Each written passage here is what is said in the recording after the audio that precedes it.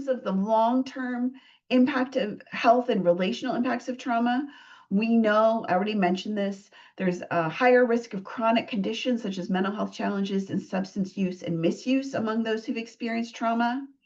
That in our daily functioning, there's might be difficulty with concentration and paying attention, with memory. This is something that you see a lot, decision making. And this can show up as challenges in school, work, maintaining stability. And so many of our families that come to seek services are having these same challenges that maybe you've explained 3 times what's going to happen next, and they're not holding on to the information. It's because their brains are so used to looking and scanning for how to be safe and protected, or they're constantly escalated, and so they don't know how to calm down, right? So that ability to maintain stability can be particularly challenging and difficult. We also see differences in relationships and connections. So remember that complex trauma, that if the person whose job it is to take care of you is the person who hurts you, your ability to form and maintain what we would call healthy relationships is absolutely can be challenging. And I just saw the question pop through about ADHD. There's absolutely a co-occurrence.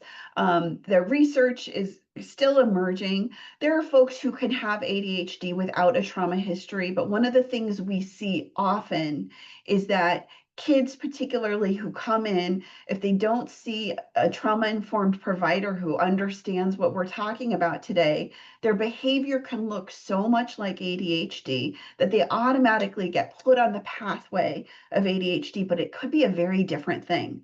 And that if we actually are able to provide trauma-focused, trauma-informed services, we can help them stabilize their nervous system so that it may not, those difficulty concentrating behaviors may not show up.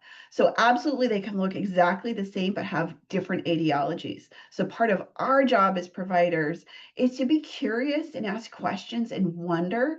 And y'all are on this training, so I think you're well poised for those kinds of questions.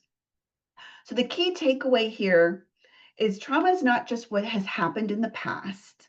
It shapes our health, our behavior, and our relationships across the lifespan.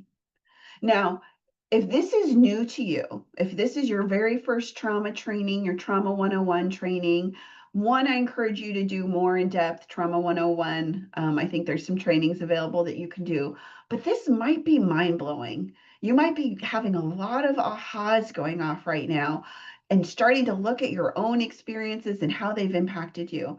And I just invite you to take a deep breath. It's okay, one step at a time. I invite the curiosity. Doesn't mean there's anything wrong with you, but I do think that as a society, we have often undervalued how trauma impacts us. And so participating and being in this work really means we can be champions in it going forward. So if you're inspired and curious after hearing this, that's a good thing. And be willing just to take that time and then show up in that way.